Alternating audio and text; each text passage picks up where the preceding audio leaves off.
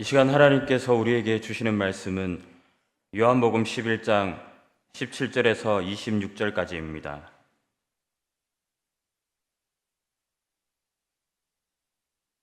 신약 165면에 있습니다.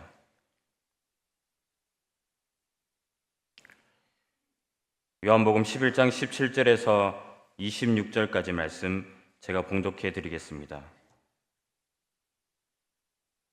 예수께서 와서 보시니 나사로가 무덤에 있은지 이미 나흘이라. 베다니는 예루살렘에서 가깝기가 한 오리쯤 되매 많은 유대인이 마르다와 마리아에게 그 오라비의 일로 위문하러 왔더니, 마르다는 예수께서 오신다는 말을 듣고 곧 나가 맞이하되 마리아는 집에 앉았더라. 마르다가 예수께 여짜오되 주께서 여기 계셨더라면 내 오라버니가 죽지 아니하였겠나이다. 그러나 나는 이제라도 주께서 무엇이든지 하나님께 구하시는 것을 하나님이 주실 줄을 아나이다. 예수께서 이르시되 내 오라비가 다시 살아나리라. 마르다가 이르되 마지막 날 부활 때에는 다시 살아날 줄을 내가 아나이다. 예수께서 이르시되 나는 부활이요 생명이니 나를 믿는 자는 죽어도 살겠고 무릇 살아서 나를 믿는 자는 영원히 죽지 아니하리니 이것을 내가 믿느냐. 아멘. 오늘 말씀을 생각하면서 한번 따라하겠습니다. 무덤과 같은 현실일지라도 부활의 주님을 소망하며 이겨내겠습니다. 아멘. 예수님께서는 공생애 중에 수많은 이적을 행하셨는데요. 특히 마가복음은 이적의 복음집이라 할 정도로 많은 이적을 기록하고 있습니다. 이러한 이적을 기록한 목적은 예수님을 신적인 존재, 하나님의 아들이심을 증거하는 데 그 목적이 있습니다. 그런데 이 요한복음은 앞에 세 복음서, 이 마태, 마가, 누가복음을 공통적인 관점에서 지었다 해서 공관복음이라고 그러는데요. 이 공관복음과는 달리 이적, 이 미라클이라는 단어를 전혀 사용하지 않고 표적, 사인이라는 말을 사용하는 것을 볼 수가 있습니다. 그래서 이러한 그 하나님의 역사심, 이것을 이제 사람이 할 수 없는 주님의 역사심을 보여주는 7가지 대표적인 표적이 있는데요. 그 공통점이 이 땅에서 살아가는 모든 인생은 다 부족한 점이 있다라는 거죠. 그래서 인간적으로 채울 수 없는 부족한 점을 우리 주님이 채워주시는데, 2장의 가나 혼인잔치는 그 잔치집에 이 포도주가 부족한 점을 보여주고 있고, 또 4장의 왕의 신하의 아들을 고치신 것은 아들의 병으로 고민하는 아버지의 부족한 능력을 보여주고 있고, 또 4장의 왕의 신하, 5장에 이 베데스다 목가에 38년 된 병자는 건강이 부족한 인생을 보여주고 있고, 6장의 오병이어의 기적은 육적인 음식의 부족함, 이것을 보여주고 있고, 또 6장에 바다 위로 걸으시고 풍랑을 잠잠케 하신 것은 두려워하는 제자들에게 평안이 부족한 인생임을 보여주고 있고, 또 9장에서는 날 때부터 소경된 자에게 영적인 시각이 부족한 인생임을 보여주고, 또 오늘 본문인 11장에는 죽은 나사로를 통해서 인생의 가장 궁극적인 목적, 죽음을 뛰어넘는 생명의 부족함을 보여주고 있다라고 할 수 있습니다. 그런데 가만히 보면은 이 부족한 인생의 모습들, 이것은 요한복음의 표적 속에 나오는 그런 인물만이 아닌 것을 볼 수가 있습니다. 그것은 여기 모인 우리 모든 사람들 누구나 다 인생에 부족한 면이 있다라는 것이죠. 이 바로 요한복음의 표적은 이러한 부족한 인생이 예수님을 만남으로써 부족함이 채워지는 것을 잘 보여주고 있습니다. 그래서 예수님은 요한복음 10장 10절 하반절에 내가 온 것은 양으로 생명을 얻게 하고 더 풍성히 얻게 하려는 것이다 라고 말씀합니다. 그래서 여러분, 자식이 이 가난에 찌들어 사는 것을 바라는 아버지는 한 사람도 없습니다. 마찬가지로 우리 주님은 자녀된 우리들을 더 풍성하게 살기를 바라시며 우리를 풍성한 길로 인도하신다라는 거죠. 근데 문제는 내 인생의 풍성함보다는 살아가다 보면 자꾸만 부족한 면이 보인다는 것입니다. 바로 오늘 본문에 베다니의 한 가정이 그 예로 볼 수가 있는데요. 이 집에는 나사로와 마르다, 마리아 이 삼남매가 오손도손 잘 살고 있었는데 이 가정은 예수님을 아주 잘 믿은 대표적인 가정인 것입니다. 예수님이 오시면 정성껏 음식을 대접하면 물론 예수님이 오셨을 때 말씀을 전하면 하나도 빠짐없이 놓치지 않으려고 경청하고 마음속에 새기고자 노력하는 가정이었습니다. 또한 주님께서도 얼마나 그 가정을 사랑하셨는지 예루살렘에 오신다면 꼭 이 베다니의 이 가정을 거쳐서 가시곤 했습니다.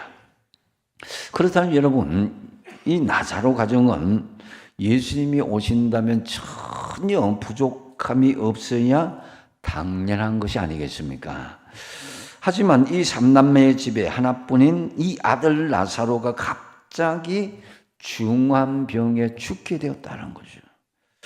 참으로 난감한 상황입니다. 주님께서 사랑하는 가정에 왜 이런 일이 일어날 수가 있을까요? 이제 이 마르다와 마리아는 급히 예수님을 모셔오면은 자기 오빠 나사로를 고쳐줄 것으로 확신하고 예수님께 이 사실을 알립니다. 그런데도 예수님은 즉각적으로 바로 가지 않으시고 이틀이나 또 지체를 하십니다. 그 위급한 상황에. 그리고 막상 예수님께서 와 보시니까 그때는 이미 나사로는 죽게 되었고 장사한 지 나흘이나 되어서 무덤에 있더라라는 거죠. 이는 우리의 보통 신앙 상식으로는 이해할 수 없는 상황입니다. 요한복음 11장 5절에 보면 예수께서 본래 마르다와 그 동생과 나사로를 어떻게 했다고요? 사랑하셨다고 그랬습니다. 성경에서 특별히 개인을 사랑한다는 문구가 나온 것은 참으로 이례적인 일인데요. 그만큼 이 나사로의 가정은 사랑받는 가정이었다는 거죠. 또한 그들도 예수님을 아주 사랑하는 것을 볼 수가 있습니다. 그렇다면은 로마서 8장 28절 말씀처럼 하나님을 사랑하는 자 곧 그 뜻대로 부르심을 입은 자들에게는 모든 것이 합력하여 선을 이루어야 되지 않겠습니까? 하나님의 사랑받는 가정이라면은. 근데 마가복음 11장 24절에도 또 뭐라 그럽니까? 한번 읽어보겠습니다. 시작. 무엇이든지 기도하고 구하는 것은 받은 줄로 믿으라. 그리하면 너희에게 그대로 되리라. 아멘. 여러분, 마리아와 마르다 예수님께 그대로 요청하고 안 했습니다. 그러면 받은 줄로 되고 성취되어야 되는 거 아니겠습니까?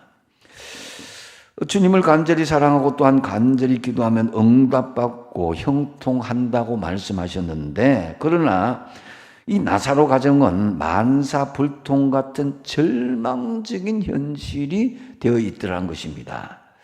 이러한 절망을 잘 표현해 주는 말씀이 오늘 본문 17절 말씀인데요. 예수께서 와서 보시니 나사로가 무덤에 있은지 이미 나흘이나 되었다는 거죠.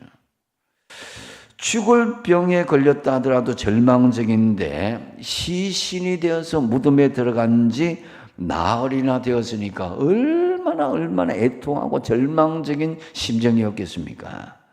인간에게 죽음보다 더 절망적인 현실이 어디 있겠습니까? 그런데 예수님께서 왜 이렇게 하셨을까? 생명을 주고 더 풍성하게 하려 오신다고 이 앞장에서 말씀하셨는데 왜 주님께서 그토록 사랑하시다는 나사로는 손 한 번 써보지 못하게 죽게 만들었냐 이거죠. 더군다나 이독하다는 소식을 듣고도 이틀이나 주님께서 지체한 것을 볼 수가 있습니다. 이 백부장 하인의 중풍병이나 왕의 신하의 아들 고친 그 사례들을 보면요, 예수님은 현장에 가지도 않고 원거리에서도 치료하실 수 있는 그런 능력을 보이셨지 않습니까?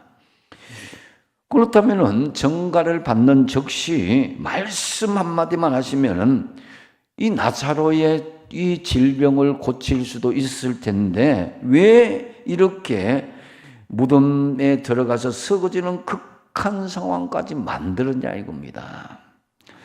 여러분, 우리의 신앙의 삶이 그럴 때가 있잖아요.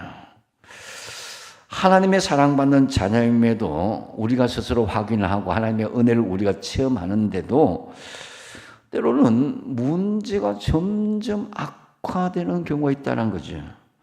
기도하는데도 오히려 해결은 안 되고 점점 절망적으로 나아가는 거예요.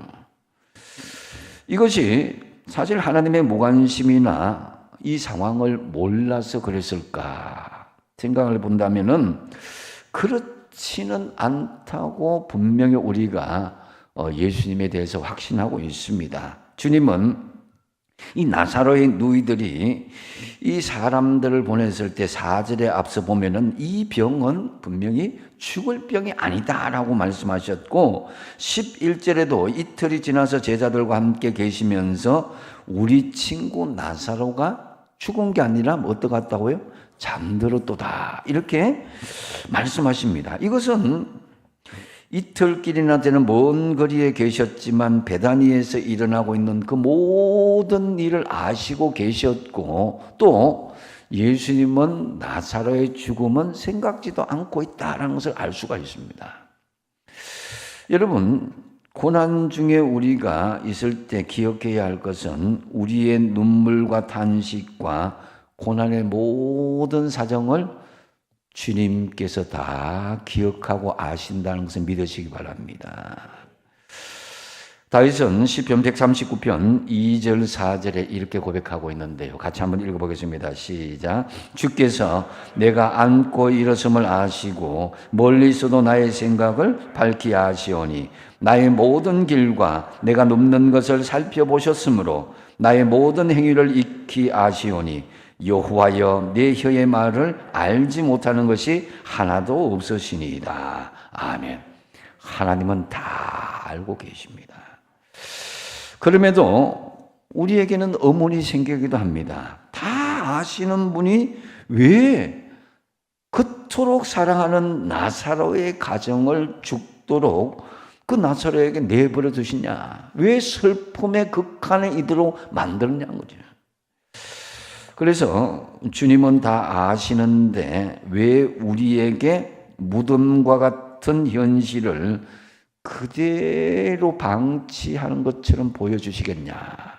이것에 대해서 이 뜻은 바로 제일 중요한 것은 하나님의 영광을 위하여라는 그런 말씀이 오늘 본문에서 찾아볼 수가 있습니다. 4절에 보면은 그 말씀인데요. 같이 한번 읽어보겠습니다. 시작. 이 병은 죽을 병이 아니라 하나님의 영광을 위함이요 하나님의 아들이 이로 말미암아 영광을 받게 하려 함이라. 아멘. 죽은 지 나흘이나 되었는데 나사로를 살리신 이 표적은 사람들이 할 수 있는 것이 아닙니다. 옛날에 그런 일이 있었다죠. 장례를 치르다 보면은 이 관에서 벌떡 일어나서 살아났다는 소식은 가끔씩 듣습니다. 근데 무덤에 들어갔는데 죽은 지 나흘이나 돼서 썩은 냄새 나는 사람이 살았다. 이것은 인간이 할 수 있는 일은 도저히 아니라는 것입니다. 그래서 당시 사람들에게 예수님이 하늘에 오신 메시아임을 분명히 알게 하였고 그것은 곧 하나님께서 영광을 받으시기 위함이라는 것을 예수님께서 증거하고 있습니다. 대개 우리는 이 큰 병이, 어려운 병이 낫게 되면은 주님께서 고쳐주셨다, 이 사람들을 이야기하기보다는 그 어떤 약이 효능이 있더라, 어떤 용한 의사가 그렇게 되었더라, 어떤 병원에 가보니까 그렇더라, 뭐 이렇게 이야기하는 경우가 보통입니다. 그래서 하나님은 이 하신 일을 나타내시러 무덤까지 나사를 넣었다가 나오게 하신 이유가 바로 그것이라는 거예요.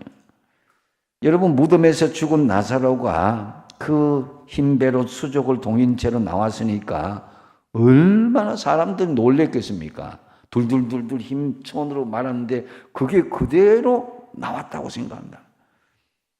그래도 아이고, 그 우연히 살았구만, 뭐 살려고 하니까 사네, 이렇게 될 수 있는 상황은 아니라는 것입니다. 그래서 여러분, 하나님만이 하실 수 있고 하나님만이 영광 받을 수 있는 상황까지, 극한 상황으로 하나님께서, 예수님께서 그렇게 지체하셨다는 것을 알 수가 있습니다. 하나님께서 이 아브라함에게 75세의 아들을 주시겠다고 약속을 했죠. 아브라함이나 그 아내 사라는 도무지 생물학적으로는 아기를 가질 수 없는 상황입니다. 근데 그것까지도 하나님은 더 기다리셨어요. 75세에서 100세까지 기다렸다라는 거죠. 그러면은 아브라함과 사라는 생물학적으로, 물리학적으로는 도저히 아기를 낳을 수 없는데 100세의 아들 이삭을 낳았다 하는 것은 뭡니까? 바로 이 이삭이 하나님께서 약속하신 아들이구나, 이것을 받아들이게 된다는 거죠. 그래서 이삭을 통해서 영광을 올려드리게 된다는 거죠.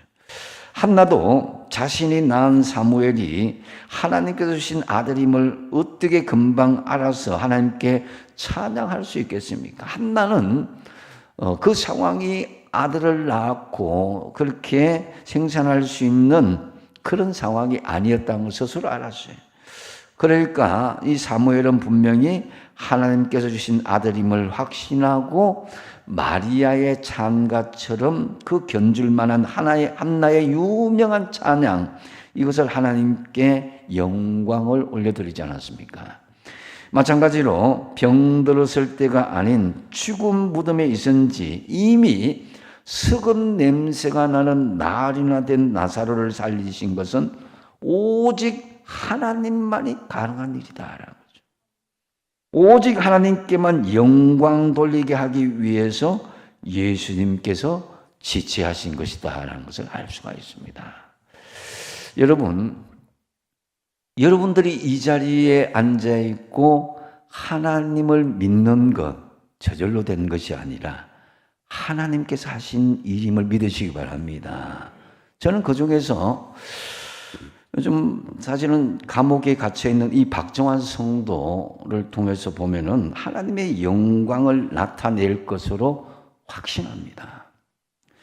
이분은 도저히 스스로 하나님을 알 수도 없었고 하나님의 영광을 위해 쓰임 받는 것은 꿈에도 생각하지 못할 현실에 있었던 사람입니다. 유명 대학의 박사에다가 부유한 형편에 살았고 중견기업의 부사장이었고 기술가치평가사로 있었고 ISO 구청 심사관으로 있었고 어느 누구에도 꿀리지 않는 자신의 영광으로 가득 찬 그야말로 자신이 넘치는 영광스러운 인생이었다 이거죠. 그런데 하루아침에 감옥에 들어가서 재물도 명예도 사회적인 지위도 순식간에 다 바람처럼 날려보냈습니다. 하나님께서. 이 작살 직전에 예수님을 만났고 영접하였고 그 이후에 감옥에 들어가서 주님과 지금 깊이 동행하고 있습니다.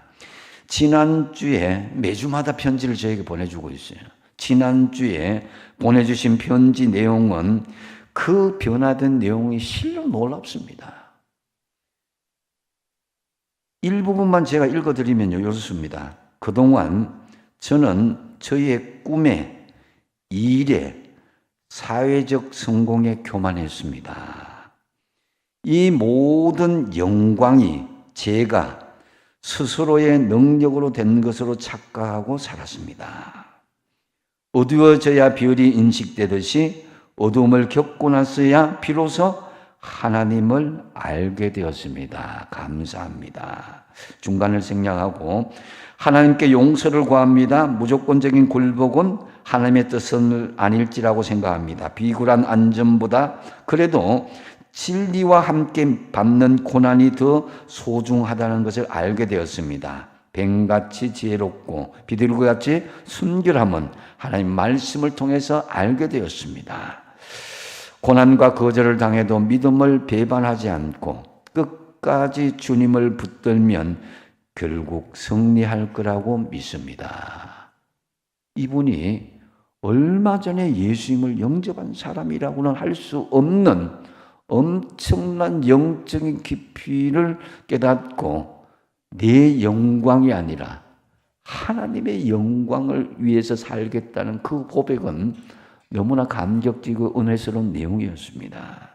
여러분, 전혀 하나님을 알지 못했던 사람이 이제 예수님을 영접한 후에 자신의 영광이 아닌 하나님의 영광을 위해서 살겠다는 고백, 이러한 변화는 사람이 할 수 없는 것이다라는 거죠. 하나님만이 할 수 있는 것입니다. 여러분 생각나실 때마다 꼭 박정환 성도님을 위해서 기도하여 주시기 바랍니다. 저는 이분이 하나님의 영광을 위해서 간증하는 그날을 간절히 기대하며 기도하고 있습니다. 여러분에게 지금 무덤과 같은 현실이 있습니까? 하나님께 간곡하고도 절박하게 기도했는데도 불구하고 하나님 앞에 무시받는 마음에 실망하지는 않습니까? 그러나 여러분, 오늘 나사로를 생각하면서 우리의 이 무덤에 갇힌 듯한 답답한 현실을 통해서 하나님께서 영광을 나타내시기를 원한다는 사실을 믿으시기를 바랍니다. 믿으신다면 지금 무덤의 현실을 소망으로 돌파하시기 바랍니다. 두 번째로, 주님은 다 아시는데 왜 우리에게 무덤 같은 현실을 그대로 두시는가? 그것은 바로 우리의 믿음을 위해서라고 말씀하십니다. 우리는 하나님의 영광을 위해서 나사로를 무덤까지 가게 하였다면은 이 하나님을 너무 이기적이라고 생각할 수도 있습니다. 그러나 이 사건 역시 사람들을 위한 표적이다라는 거죠. 사람의 부족함을 하나님께서 채워주시는 그것을 보여준다는 거죠. 15절에 보면은 내가 거기 있지 아니한 것을 너희를 위하여 기뻐하노니 이는 너희로 어떻게 한다고요? 믿게 하려 함이라 그랬습니다. 또한 마르다에게 26절에 보면 이것을 내가 믿느냐라고 묻습니다. 그리고 무덤에서 나사로를 일으키기 전에 하나님께 기도하시면서 42절에 보면요, 아버지의 항상 내 말을 들으시는 줄을 내가 알았나이다. 그러나 이 말씀을 하옵는 것은 둘러선 무리를 위함이니 곧 아버지께서 나를 보내신 것을 어떻게 한다고요? 그들로 믿게 하려 합니다. 그랬습니다. 그래서 우리의 믿음을 우리 주님께서 생각하시고 배려하셨다는 것을 알 수가 있습니다. 대체로 여러분 예수를 가장 깊이 믿고 깊이 체험하는 그 시기는 바로 인간이 견딜 수 없는 고난당하는 때이라는 것을 알 수가 있습니다. 많은 분들이 가정이 갑작스런 어려움을 겪을 때, 병이 들었을 때, 사고를 만났을 때, 실패할 때 등등 고난 중에 더 깊이 주님을 만나고 그 주님의 은혜를 깨달으면서 믿음이 성장하는 것을 볼 수가 있습니다. 이것이 자연스러운 것인데요, 무덤과 같은 고난은 우리에게 믿음을 주시고자 하는 주님의 뜻이 있다라는 거죠. 바로 나사로가 무덤까지 가는 절망의 상황은 하나님의 영광을 위할 뿐만 아니라 우리의 믿음을 든든하게 세워주기 위한 주님의 배려하는 마음이었다는 거죠. 우리의 믿음과 하나님의 영광은 서로 분리되지 않습니다. 40절에 주님께서는 마르다에게 이렇게 말씀하십니다. 내 말이 내가 믿으면 하나님의 영광을 보리라 하지 않느냐 그랬습니다. 바로 믿는 사람이 그 영광을 본다는 거죠. 믿음과 영광, 이것이 같이 이어집니다. 여러분, 지금 우리의 현실이 무덤과 같은 어둠과 절망의 현실일 수도 있습니다. 그런데 그때 하나님의 영광을 바라보시기 바랍니다. 이제 막다른 길이라고 포기하고 싶을지라도 굳건한 믿음에 서시기 바랍니다. 도저히 움직일 수 없는 한계 상황이지만 이때가 가장 하나님과 동행하는 안전한 시기라는 것을 믿어야 될 것입니다. 부모들은 아이들이 놀이터에 있을 때는요, 마음대로 뛰어놀도록 놔두잖아요. 그러다가 아이를 데리고 이제 큰 대로를 지나고 찻길을 지날 때는 옆에 차들이 막 무섭게 지나가기 때문에 아이들의 손을 꽉 잡습니다. 혹시나 마음대로 뛰어다닐까 싶어서. 그러면 아이들이 잘 움직일 수 없기 때문에 불편해하죠. 그러나 움직일 수 없는 그때가 가장 아이가 안전할 때라는 것입니다. 옛날 우리 어머니들 보면은 어떻습니까? 아이를 이 포대기에 업고 다녔습니다. 그러면 아이는 엄마 등에 딱 매달려서 이렇게 세상을 이렇게 엄마 등에 옆에서 높이 바라보잖아요. 그죠? 참 좋습니다. 그러다가 뭐 바람이 불든지 눈비가 내리면 엄마는 완전히 아이들 더 꽁꽁 싸죠. 뭐. 심지어는 두 팔도 포대기 속으로 다 밀어 넣어버립니다. 그래도 몸도 꼼짝달싹 못하게 하고 머리 위에도 잠바를 올려서 눈도 가려버리죠. 전혀 움직일 수도 없고 다 막혀버린 꼼짝달싹 못하는 그런 상황인데, 그러나 아이는 믿고 자신을 어머니에게 다 맡기죠. 아이가 꼼짝 못하고 얼굴도 완전히 가리고 어떻게 되는지도 모르지만은 엄마가 아이를 가장 안전하게 데려가는 방법이 이 방법이다라는 거죠. 여러분, 우리에게 꼼짝달싹 못하고 우리가 정말 어떻게 세상 돌아가는지 또 알 수가 없고 왜 이런 현상들이, 이런 고난들이 우리에게 있을까 하는 그런 무덤이나 감옥 같은 절망과 극한의 상황에 이를 때가 있다는 거죠.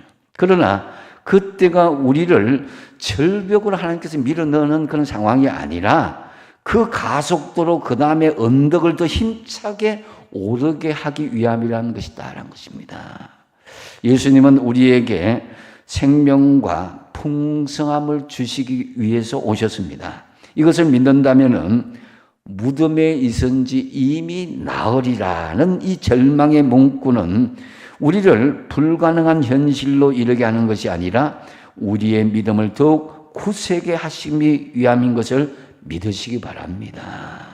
시편 37편 24절 같이 한번 읽어보겠습니다. 시작. 그는 넘어지나 아주 엎드러지지 아니하면 여호와께서 그의 손으로 붙드심이로다. 아멘. 하나님의 자녀는 비록 넘어질 수 있습니다. 그러나 완전히 엎드러지지 않는다는 것입니다. 무덤이나 감옥 같은 현실 속에서도 믿음을 굳건히 하고 하나님의 영광을 바라보는 사람이 결국 이겨내는 것입니다. 국가도 마찬가지입니다. 소망이 없는 국가만큼 불쌍한 국가가 없습니다. 인간적으로 지금 대한민국이 막혀 있다는 것처럼 보일지라도 역정케 하시는 그 하나님은 아직도 살아 계십니다. 고난은 오히려 하나님의 영광과 우리의 믿음을 위한 주님의 메시지일 뿐입니다. 여러분, 어떤 무덤과 같은 암울한 상황일지라도 포기하거나 결코 절망하지 마십시오. 이 무덤과 같은 현실에서 우리의 믿음을 연단하시는 하나님을 바라보고 믿음으로 돌파하고 이겨내시기 바랍니다.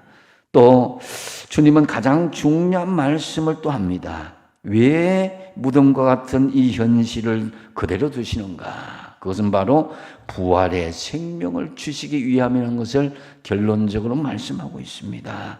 25절, 26절 너무나 중요한 말씀이죠. 같이 한번 읽어보겠습니다. 시작. 예수께서 이르시되 나는 부활이요 생명이니 나를 믿는 자는 죽어도 살겠고 무릇 살아서 나를 믿는 자는 영원히 죽지 아니하리니 이것을 내가 믿느냐. 아멘.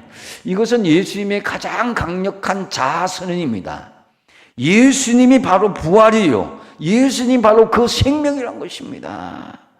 그래서 여러분 이렇게 선포하실 분은 바로 하나님 대신 예수님만이 하실 수 있는 말씀인 것이죠. 그런데 이 주님의 부활과 생명은 누가 없습니까? 바로 예수 그리스도를 믿는 사람, 우리들인 거죠. 믿어야 멸망하지 않고 믿어야 살아날 수 있습니다. 여기서 죽어도 살겠고는 그가 죽는다 할지라도 계속 산다는 것이고, 현재적으로 살아서 믿는 자는 영원히 죽지 않는다는 말씀은 육체 생명뿐만 아니라 구속사적인 영원한 생명까지도 이야기하는 것입니다. 그러므로 여러분, 우리 믿는 사람들에게는 사나 죽으나 믿는 자는 영생을 얻는 것, 이것은 분명한 것이다라는 거지요. 이 믿음이 있다면은 죽어도 살아도 큰 문제가 아닌 거예요. 나사로가 사는 것은 육신적으로 제한된 것이 아니라 죽어도 영원히 사는 하늘나라의 생명까지도 이어진다는 거죠. 바로 저와 여러분이 그런 신분이 되었음을 믿으시기 바랍니다. 그렇기 때문에 여러분은 지금 무덤과 같은 현실일지라도 좌절이나 절망하지 마시고 부활의 생명이 우리에게 주어짐을 믿고 이겨내시기 바랍니다. 가장 중요한 것이 우리에게 있잖아요. 부활의 생명이 있다는 거죠. 오늘 나사로의 표적이 중요한 것은 예수님이 하늘에서 오신 그리스도의 힘을 보여주고 하나님의 영광, 그 표적을 목격한 자에게 믿음을 주신 것인데, 그 표적의 핵심인데, 그러므로 부활이요 생명 되신 주님을 확고하게 믿는 단계로 이어져야 되는 거예요. 무덤과 같은 현실에 내가 기도하는 것이 당장 이루어지지 않는다고 좌절하지도 마시고, 무덤과 같은 절망도 부활의 소망으로 능히 극복하는 저와 여러분 되시기 바랍니다. 말씀을 맺습니다. 주님은 다 아시는데 왜 우리에게 무덤과 같은 이 어려운 현실을 그대로 두고 계시는가? 첫 번째로 뭐라고 그랬습니까? 하나님의 영광을 위해서다라는 거죠. 무덤에 갇힌 듯한 답답한 현실을 통해서 여러분 오히려 하나님의 영광을 나타내십시오. 또 두 번째 뭡니까? 우리의 믿음을 위해서 그렇다는 거예요. 무덤 같은 현실에서 우리의 믿음이, 약한 믿음이 정말 시련을 통해서 연단됨으로 하나님을 바라보고 믿음으로 이겨내기 위해서 주님이 배려하신다는 거죠. 세 번째 뭡니까? 부활의 생명을 주시기 위해서 그랬다는 거죠. 무덤과 같은 절망도 부활의 소망으로 능히 극복할 수 있습니다. 참으로 무덤과 같은 현실, 감옥과 같은 현실일지라도 하나님의 영광을 나타내며 또한 더불어 여러분의 믿음도 성장하며 부활의 생명을 소망으로 승리하시기를 바랍니다. 기도하겠습니다.